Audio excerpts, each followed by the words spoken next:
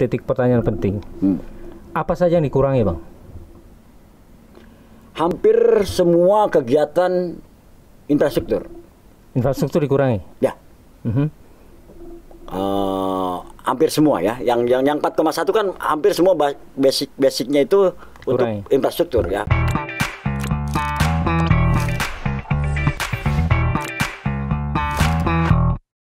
Bismillahirrahmanirrahim. Assalamualaikum warahmatullahi wabarakatuh. Sahabat Banten Podcast, ketemu lagi. Semoga kita sama-sama selalu dalam lindungan Allah dan diberikan nikmat kesehatan selalu. Salam bahagia. Sore ini kita sudah bersama Ketua Fraksi dari PDIP di DPRD Provinsi Banten. Kita sapa dengan sapaan paling akrab, Bang Muklis. Jadi kita akan bicara tentang APBD perubahan 2021 pada satu titik tekan. Apakah diperuntukkan kepada rakyat atau kepada elit politik? Itu Bang kira-kira. Nah, berangkat ke materi itu, kayaknya ada satu pertanyaan Bang yang harus clear ya, agar semua sahabat Banten Podcast ini paham dulu, karena kosakata dari APBD ini sering kita dengar gitu. Tapi sebetulnya APBD itu makhluk apa sih Bang? Barangkali bisa dijelaskan secara ringkas sehingga masyarakat paham apa sih sebenarnya APBD itu. Silakan Bang. Baik, Assalamualaikum warahmatullahi wabarakatuh. Terima kasih Bang Insan. APBD adalah sebuah keputusan bersama antara eksekutif dengan legislatif, yang mana ini dituangkan hasil dari proses perencanaan yang sifatnya bottom up, yang dimulai dari musrembang desa, musrembang kecamatan sampai seterusnya, dan juga yang juga diambil dari yang namanya reses anggota dewan, yang nanti akan diakumulasikan di RKPD, Rencana Kerja Pembangunan Daerah. Yang di situ nanti ada yang namanya KUAPPS. Selanjutnya kita akan dibahas di yang namanya RAPBD maupun RAPBD perubahan. Demikian. Nah, dari statement Bang Muklis, perubahan APBD ini kan nggak berpihak pada rakyat. Buktinya apa kalau memang dia bottom up, Bang? Dalam proses perencanaan, tentunya kita akan melibatkan partisipasi publik. Semua aspirasi yang muncul, baik itu melalui musrembang yang tadi saya sampaikan, maupun di reses anggota dewan, nanti diakumulasikan. Ketika kami melakukan kritisi, ini saya ambil ke belakang. Ketika rancangan nota keuangan APBD 2021, yang ketika itu RKPD Provinsi Banten untuk 2021 berbeda tema dengan RKP yang seharusnya ini linear. Jadi ketika RKP pemerintah pusat punya tentang pemilihan ekonomi, Banten masih berkumpul tentang peningkatan infrastruktur. Oke Bang, ringkas saja. Ya. Jadi saya pengen jawaban, ini tidak berpihak. Lalu kemudian apakah memang terjadi proses bottom up itu? Indikatornya apa Bang? Makanya saya belum selesai tadi. Ya, saya belum selesai tadi. Siap Bang. Nah, ketika terjadi perubahan anggaran, ada revisi tema RKPD. Dari peningkatan infrastruktur menjadi kembali yang sesuai dengan RKP pusat, yaitu pemulihan ekonomi. Namun pada waktu penjabaran baik itu di KUAPPS perubahan maupun di nota keuangan yang disampaikan oleh Pak Gubernur langsung, penerjemahannya itu menjadi sebuah catatan kami. Jadi belum pada waktu itu belum ada alokasi anggaran bagaimana untuk berintervensi masyarakat untuk meningkatkan daya beli misalkan di saat kondisi pasca pandemi ini. Nah, pada saat itu kami melakukan sebuah pandangan umum fraksi. Kami meminta kepada pemerintah Provinsi Banten untuk bisa menjelaskan bagaimana penerjemahan itu. Di satu sisi pemerintah pusat dengan segala jenis bantuan sosialnya digelontorkan, UMKM yang putus kerja, yang untuk anak sekolah segala macam semua digelontorkan, dan ini tidak bisa berdiri sendiri. Semua harus bersatu padu dalam satu rampak barisan, dan itu sebagai sebuah konsekuensi dari tema pemulihan ekonomi itu. Oke Bang, jadi kalau kemudian dirunut dari jawaban Abang, ini ada jarak Bang ya, ada jarak antara harapan bahwa APBD ini memang diperuntukkan pada rakyat, tapi kemudian tidak begitu realitasnya. Setuju nggak Bang? Mungkin cara pandang saya yang berbeda. Oh, cara pandang. Cara pandang itu juga kemudian menyentuh substansi nggak Bang? Ketika Pemprov menganggap peningkatan infrastruktur yang katanya akan menimbulkan lapangan pekerjaan untuk mengurangi pengangguran, tapi di saat kondisi pandemi kami fraksi PDI Perjuangan menganggap dengan tema pemulihan ekonomi harusnya pemerintah Provinsi Banten mengintervensi langsung berupa pemberian bansos kepada masyarakat yang terkena terkena pandemi, efek dari pandemi lah. Oke Bang, kalau gitu kita coba lirik langsung Bang ya. Pada angka-angka yang sahabat Banten Podcast bisa saksikan. Bagaimana Abang menjelaskan ini? Total dari perubahan APBD ada berapa triliun Bang? Ininya, pendapatannya.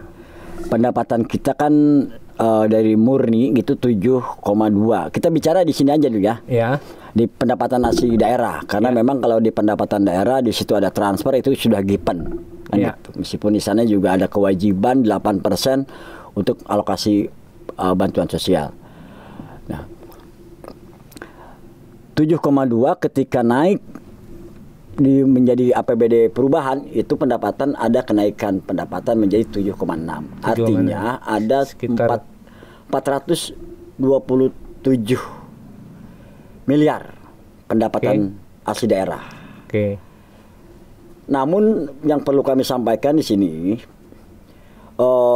APBD 2021 pada waktu itu ada defisit sekitar 4,8 triliun kalau nggak salah ya. Mohon maaf kalau koreksi. Itu ditutupi dengan pinjaman dari SMI. Yang pinjaman pertama 800. Bukan, yang APBD 2021-nya. Rencananya tadi. Nah, karena pinjamannya batal, sehingga ada beberapa kegiatan yang notabene menjadi kebutuhan dasar itu juga harus kita selesaikan. Pada waktu itu. Nah, sehingga kenapa pada waktu itu kami dari DPRD Banten Badan Anggaran meminta secara khusus kepada pimpinan DPRD agar terlebih dahulu untuk membahas APBD perubahan tahun 2021 sebelum 2022. Padahal bisa simultan. Karena kami menganggap ada perubahan yang begitu radikal pasca dibatalkannya pinjaman SMI ini. Apa itu Bang? Ketika struktur kita hampir mencapai 16, APBD kita turun cuma sampai 12, kan artinya ada pengurangan yang cukup luar biasa. Itu karena batalnya pinjaman SMI ya? SMI. Nah, ngomong-ngomong batalnya itu karena riba atau karena persoalan ketidakmampuan pemerintah dalam merealisasi pinjaman itu? Kalau kita runut dari peraturan pemerintah tentang pinjaman daerah di saat kondisi pandemi, memang di situ tidak memerlukan persetujuan DPRD. Artinya diberikan keluasan sepenuh-penuhnya kepada eksekutif untuk melakukan pinjaman. Meskipun di situ ada klausul sebenarnya bahwasanya nanti akan dikenakan bunga khusus dengan peraturan menteri. Oke. Jadi kalau beralasan karena ada bunga segala macam dibatalkan, sebenarnya dari awal juga sudah diikat dengan itu di PP tersebut kan gitu. Oke Bang, terus? Nah, ketika pinjaman itu batal, secara otomatis belanja kita juga berkurang. Oke. Nah, itu kenapa kami DPRD Provinsi Banten, Badan Anggaran Provinsi Banten meminta kepada pimpinan DPRD dan TAPD untuk terlebih dahulu membahas untuk APBD perubahan terlebih dahulu biar clear gitu. Satu titik pertanyaan penting. Apa saja yang dikurangi, Bang? Hampir semua kegiatan infrastruktur. Infrastruktur dikurangi? Ya. Hampir semua ya. Yang 4,1 kan hampir semua basicnya itu untuk infrastruktur ya. Karena PT SMI itu berbasis program. Dia tidak kita terima uang terus kita belanja apa saja, tidak. Proposal yang disampaikan oleh pemerintah Provinsi Banten kepada PT SMI itu berupa proposal kegiatan. Nah, ketika itu batal, namun yang perlu kami sampaikan, ternyata ada kegiatan-kegiatan yang menjadi kebutuhan dasar masyarakat, ya, yang juga ini juga harus kita selamatkan. Gitu. Mana yang besar, Bang, persentasi pengurangannya? Infrastruktur atau untuk kepentingan masyarakat? Infrastruktur. Infrastruktur. Iya. Kalau untuk kepentingan masyarakat di pos BTT dia, Bang, ya? Ya. Semua ngumpul di situ. Semua ngumpul di situ. Nah, ketika ngumpul di BTT sebetulnya penyebarannya kemana aja itu, Bang, untuk kepentingan? Nah, sebenarnya ketika perubahan tema itu, kenapa kami ikut mengkritisi terkait kebijakan mereka itu, kami lagi-lagi kembali belum ada penerjemahan terhadap tema pemulihan ekonomi yang sudah dilakukan oleh pemerintah. Harus kita lihatlah, dana desa saja yang notabene cuma 2,5 itu 50% untuk penanganan COVID. Nah, bahasa belum ini menurut Bang Muklis sebuah pelanggaran atau sebuah pengkhianatan? Oh, tidak juga. Tidak juga. Makanya dari sudut pandang mana? Kalau Pemprov beranggapan bahwasanya penyelesaian infrastruktur juga adalah memberikan efek domino terhadap pembukaan lapangan pekerjaan, terhadap pengurangan pengangguran segala macam, dari sudut pandang mereka. Dari sudut pandang kami fraksi PDI Perjuangan, bahwasanya itu tidak bisa langsung dinikmati, tidak bisa mengintervensi langsung masyarakat dalam rangka meningkatkan daya beli tadi yang di saat ini terkontraksi oleh kondisi pandemi yang cukup luar biasa ini gitu. Nah, sehingga kami di pandangan umum kami termasuk juga beberapa catatan. Salah satunya adalah kami mengingatkan bahwasanya ke depan dan tahun 2022 juga temanya juga masih sama, peningkatan ekonomi dan peningkatan sumber daya manusia. Itu lagi-lagi kami akan kembali mendorong Pemprov dalam rangka pengalokasian terhadap kebutuhan-kebutuhan masyarakat yang tadi untuk bisa diintervensi terhadap kebutuhan-kebutuhan mereka dalam meningkatkan daya belinya. Jadi ada perbedaan nih, Bang, ya. Ketika Pemprov eksekutif bilang bahwa ini sudah bermanfaat bagi masyarakat, dia membuka lapangan kerja, kemudian dia meningkatkan perekonomian, tapi dari fraksi PDIP ternyata menyatakan belum. Ketika nota keuangan dibacakan. Itu belum begitu. Belum waktu itu. Belum. Nah, kalau Bang Muklis lihat sebetulnya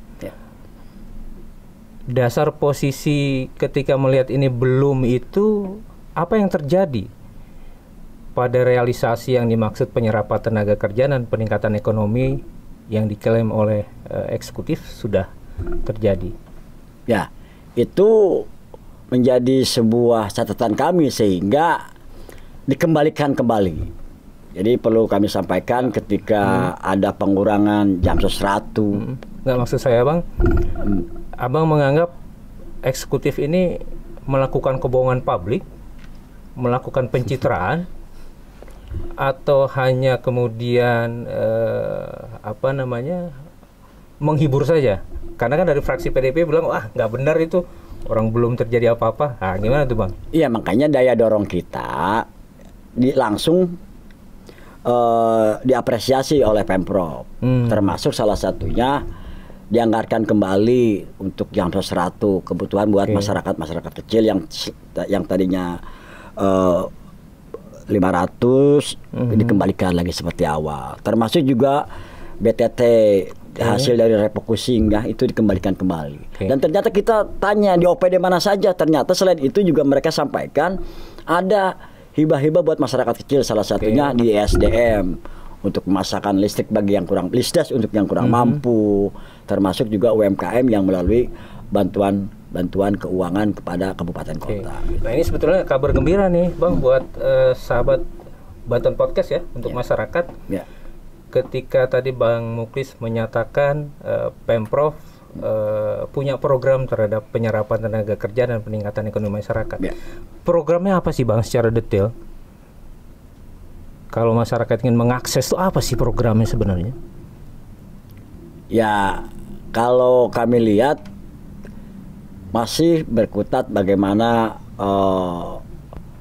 keberpihakan terhadap pengawasan misalkan di lingkungan dunia industri yang pertama. Karena memang salah satu kendala bagaimana memanage hubungan industrial antara kelompok serikat atau kelompok pekerja dengan industri ini sering terjadi disharmonisasi, sehingga yang menyebabkan mohon maaf nih kami sampaikan banyak industri kita yang mungkin mengalihkan ke wilayah-wilayah lain. Ini juga banyak program untuk bagaimana menjaga agar industri-industri tidak pindah ke wilayah-wilayah lain. Tapi ngomong-ngomong, memang program Jam Sosra itu jadi Bang, katanya dicabut. Ya justru ketika kemarin kami menyampaikan bahwasanya salah satu yang diterjemahkan oleh Pemprov adalah mengembalikan itu kembali. Oh, dikembalikan lagi. Jadi Jam Sosra itu sekarang ada. Ya. Berapa Bang? Saya detailnya kurang ini ya. Oh, gitu. Detailnya kurang apa. Tapi yang jelas itu dikembalikan lagi, dikembalikan lagi seperti semula. Yang pasti jadi Bang ya. Nah, bagaimana pengamanannya Bang? Karena setiap bantuan kalau dia dalam bentuk barang pasti rusak Bang. Gitu. Kalau dalam bentuk uang pasti berkurang itu. Gitu. Gimana tuh Bang? Ya, justru harapan kami tentunya Pemprov mempunyai sistem ya. Sistem bagaimana mengeliminir penyimpangan-penyimpangan yang mungkin menurut Bang Ihsan tadi ada terjadi, tapi sampai saat ini kami juga belum mendengar secara langsung mengenai penyimpangan itu. Tapi saya ingin menyampaikan pada kesempatan ini bahwasanya memang salah satu kendala yang paling signifikan adalah masalah pendataan. Artinya nggak ada data yang benar di Banten gitu Bang? Bukan. Artinya, maksud saya Pemprov juga dari sekarang sudah harus mengalokasikan anggaran untuk pendataan agar semua program-program yang pro rakyat itu tepat sasaran. Karena sebagus apapun program, sehebat apapun program, selama pendataannya tidak akurat pasti salah sasaran. Bang, kalau nggak salah lihat data tadi APBD Banten untuk perubahan itu 11 triliun Bang ya? Hampir 2. Berapa triliun tadi Bang? 12-an. Saya di HP sih. Coba ini kan katasin sebentar. 12 Bang ya? Ya, 12 ya. Nah, dari 12 triliun ini untuk kepentingan rakyat berapa Bang? Berapa persen? Untuk yang sifatnya ya ini semua pasti muaranya kesejahteraan rakyat Bang. Oh, masa sih Bang? Muaranya semua untuk kesejahteraan rakyat. Kan buat ya sama. Muaranya kan untuk kesejahteraan rakyat dari belanja segala macam. Kan gitu. Misalkan kayak bagaimana membangun jalan di wilayah-wilayah yang bekas bencana, itu juga tujuannya bagaimana menghidupkan kembali roda perekonomian di sana, kan gitu. Jadi tidak melulu apa yang kami sampaikan tadi. Nah, termasuk juga bagaimana di sini ada belanja modal tanah misalkan. Kan ini juga bagaimana agar tanah mungkin ke depan tidak naik lagi, karena sekarang kan fluktuatif. Yang namanya kondisi begini, minimal diamanin ininya dulu kan gitu. Cukong tanah ini berarti Bang miliknya Bang. Ya makanya tadi yang kami sampaikan 4,1 bangunannya banyak yang berkurang. Oke Bang. Termasuk misalkan belanja hibah di sana juga.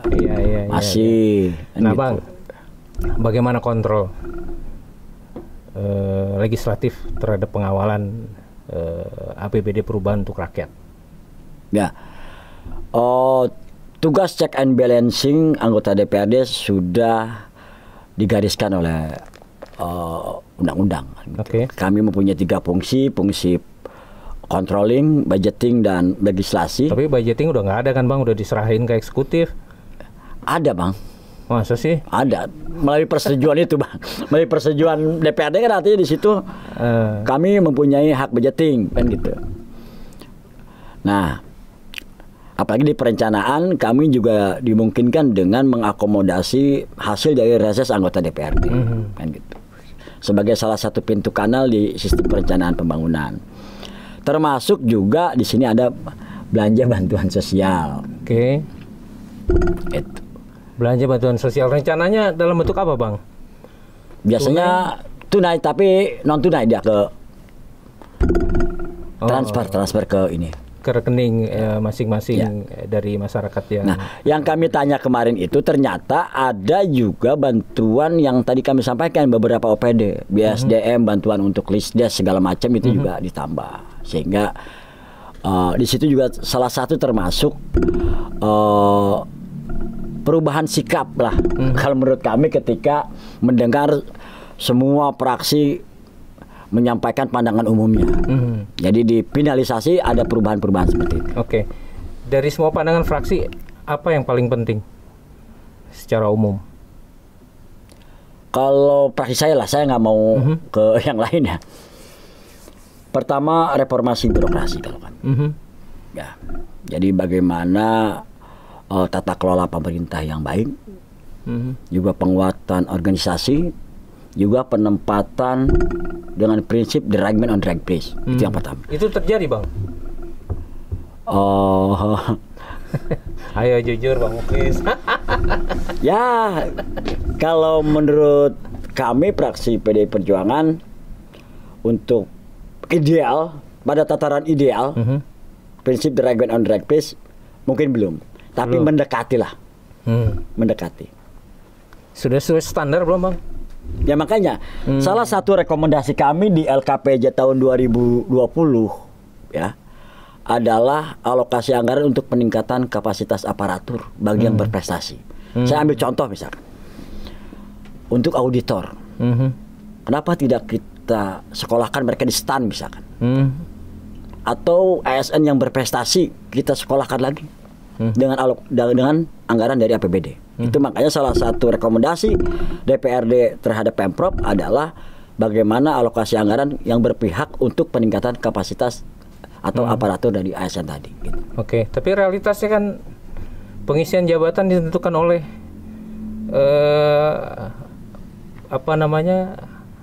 kapasitas balas budi.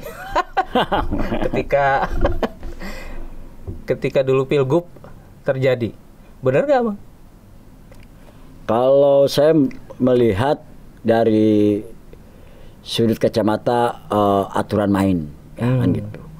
Selama memang aturan main itu memungkinkan, ketika open bidding mereka melakukan ikut dan sesuai aturan main, ya kami menganggap politik balas budi juga tidak bisa kita benarkan. Selama mengikuti aturan main yang tadi kami sampaikan, gitu. Di sana ada open bidding misalkan, kecuali karena si A dulu teman dekat misalkan tiba-tiba muncul tanpa melalui proses yang benar, itu bisa dikatakan politik balas budi. Gitu. Kalau sekarang nggak ada politik balas budi nih Bang di eksekutif. Jangan-jangan ada lagi dari Dewan nitip-nitip Bang? Kebetulan kalau di dari PDI mah nggak ada, saya yakin Bang. Di PDI mah nggak ada. Yang lain juga belum saya dengar Bang. Oke Bang, terakhir. Ya. Dari struktur perubahan APBD 2021, menurut Abang, Ya. sudah merepresentasi kepentingan masyarakat belum? Dari sisi penganggaran. Pertama, secara jujur kami sampaikan bahwasanya ini belum menjawab terkait tema tadi. Belum menjawab. Belum menjawab. Berarti belum mencerminkan kepentingan masyarakat. Belum menjawab terhadap tema pemulihan ekonomi. Oke, kalau gitu struktur APBD 2021 di perubahan ini itu berpihak pada siapa, Bang? Pengusaha kah? Kami kira tetap yang tadi yang kami sampaikan Bung Ihsan ya. Cara pandang kami bahwasanya APBD perubahan 2021 ini berpihak kepada siapa? Ya tentunya kalau menurut fraksi PDI Perjuangan ataupun DPRD saat ini memang belum berpihak. Itu sudah dibuktikan salah satu rekomendasi di catatan-catatan kami. Harapan kami ke depan itu menjadi sebuah ada perubahan yang belum bisa dipikir. Bang, bicara perubahan, kira-kira Bang, siapa yang paling representatif calon gubernur 2024 ke depan, Bang? Agar jadi perubahan keberpihakan APBD untuk masyarakat. Saya sebagai apa ini? Kira-kira dari PDI ada nggak, Bang? Kami kira kami partai terbuka. Oke, berarti ada Bang ya? Siapapun yang mau mencalonkan dari PDI Perjuangan kami terbuka. Yang penting seideologi, ya, satu visi, satu misi, juga satu ideologi, ya. Bagaimana mempertahankan Pancasila sebagai ideologi ini. Tapi ada kadernya dari PDIP Bang ya? Itu kami persiapkan. Tapi yang jelas mesin politik kami dan juga program-program kerakyatan kami itu yang mungkin saat ini ya, karena di masa pandemi ini agak kurang elok kalau kami ngomong-ngomong politik lah. Biar kita ngurusin pandemi dulu, kita selesaikan pandemi dulu. Tapi ketua DPR RI boleh Bang? Kampanye. Oh bukan, dia sebagai orang pada sakit. Dia sebagai ketua DPR RI itu Bang, nggak ada capres-capres karena hasil kongres kami sudah menyatakan untuk urusan capres diserahkan ke Ibu Ketua Umum. Capres. Ya. Kalau cagup itu kita ngurus pandemi lah. Sama capres juga kita ngurus pandemi. Kita diperintahkan oleh Ibu Ketua Umum, kita urus pandemi dulu. Kalau urusan capres, urusan Ibu Ketua Umum, termasuk juga yang cagup, jangan dulu ngomong cagup, cawagup. Kita urusin masyarakat dulu, selesaikan dulu pandemi ini biar kita bisa bersama-sama menyongsong Banten yang lebih baik ke depan gitu. Oke, Bang. Jadi terakhir, sahabat Banten Podcast, kita berharap salah satunya kepada Bang Muklis agar mengawal dengan serius, mengawal dengan hati anggaran yang memang diperuntukkan untuk rakyat. Terima kasih. Assalamualaikum warahmatullahi wabarakatuh. Terima kasih Bang Muklis sudah berkenan hadir. Ya. Assalamualaikum. Waalaikumsalam warahmatullahi wabarakatuh.